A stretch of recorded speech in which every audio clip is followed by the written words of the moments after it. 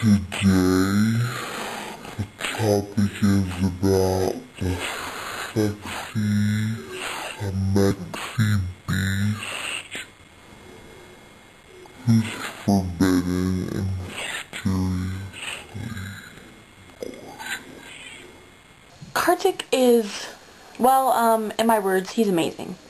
Well, okay, so I'm gonna be really realistic with right now and, very not funny about this. He's really a great character. Like, seriously, I love how realistic he is in his flaws and his imperfections, and like the way he like treats Gemma is like he like infuriates her, and I just love that about guys. And he's really really sweet, like when you're with him, and he's really adorable, and yeah, it's just awesome. I love him and Gemma's relationship in the books because it just grows over time and it's not cheesy. It's really, it's really like, it's true love. Like, it's seriously like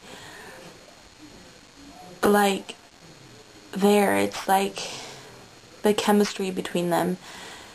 They start off as like enemies per se, kind of like quote unquote enemies, and then they like, and by the end of the first book, Gemma's kissed Kartik and he's kind of like okay, and Gemma's has those dreams about him and her,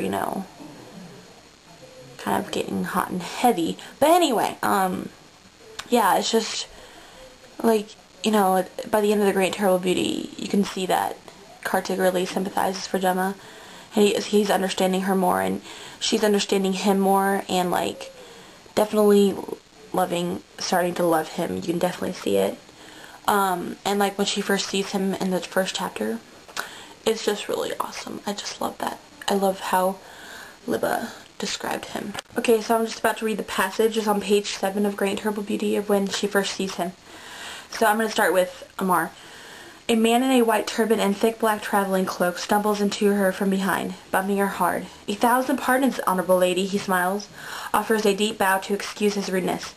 When he does, he reveals a young man behind him wearing the same sort of strange cloak. For a moment, the young man and I lock eyes.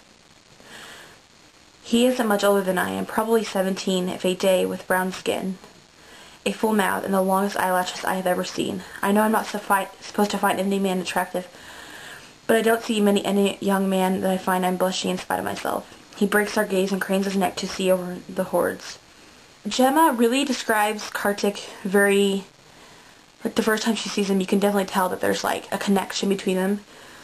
For a moment, the young man and I lock eyes. It's just very, very like intense and beautiful. I think it is. A full mouth, brown skin, longest eyelashes she's ever seen, and she finds him attractive. And you can totally see there was like a connection between them when they locked eyes, because he breaks their gaze and then cranes his neck to see over the hordes. Yes, that's Kartik for you right there, really. That is. I mean, the first time you don't even hear him talking, you can already tell by his character that he's kind of like still growing up and stuff. I'm gonna go on to Rebel Angels and talk about Kartik and Gemma. Kartik and also their relationship with each other. Kartik, I love how it starts out with his point of view in Rebel Angels. Like, I seriously love his point of view. It's really like you get more deeper into his character, and I think it sets it's a really great setup for it, because it really shows that he really cares about Gemma, and he finds like her startling green eyes, and he mentions her golden red hair, I think, and it's really awesome, and it's really cool to see it from his point of view, and and then later in the books, I love it when Oh god, my favorite part, I think, in Rebel Angels of Cartoon Gemma is when she's all like, oh, with her, like, she all, like, does the whole, like, whoa, you know, the whole thing with her robe, and she's all like, hello, or whatever. And Kartik's just, like, watching her, and then he, like, cracks up or something, and, oh, I just love that part. It's so funny. Oh my goodness. I love that part so much. And it just adds more, like, funness to their character. And I love when she dresses up as a boy and they go save her father. I love when they dance in the barn and then Gemma says something wrong and Kartik gets mad at her. It's just so typical. Like, it's just, like, really, young love is like that, you know? Because they are young. I mean, it's young love. But it's, like, young, real love. It's not like, it wasn't based on looks. Like, this was just, okay, so, yeah, it was kind of, not really. Because you see Gemma, she really doesn't want anything to do with Kartik. She just finds him sexy as hell. I mean, who wouldn't? And, you know, but later in the book, she really, you find in the Sweet thing that their love is so real. When they go to the Cave of Sighs, and they have that dream that they're married. Oh my god. And then he dies at the end, and he's all like, Gemma, you have to go forward, make the future yours. Oh god. Kill me, please. So sad. But then I love the end when he's like, you have to move on, you have to wake up. He's like, always be there, you know. And she's like, yeah, I do. And she does. It's just such a sad ending. I love it, though. It's so beautiful. I just, I can't. I love Libba's. I just love what she brings to her characters and her books, and they're amazing. Oh my god. And I just, like, I couldn't imagine writing a whole, like, series on Victorian era, because, you know, you gotta do so much research, and, like, you gotta, like, plan out your characters, and Libba did a fantastic job with that. I don't see any errors in her writing, like, on Victorian, I don't think. I don't really know very much about the Victorian era. I mean, I've never noticed really anything. And, like, the names she picked out, that must have been so hard, just, like, finding the plot. I mean, it's just so deep and so intense, and it's awesome. I love it. But yeah, I just can't wait till the movie. Seriously, I don't want them to screw it up. I really don't.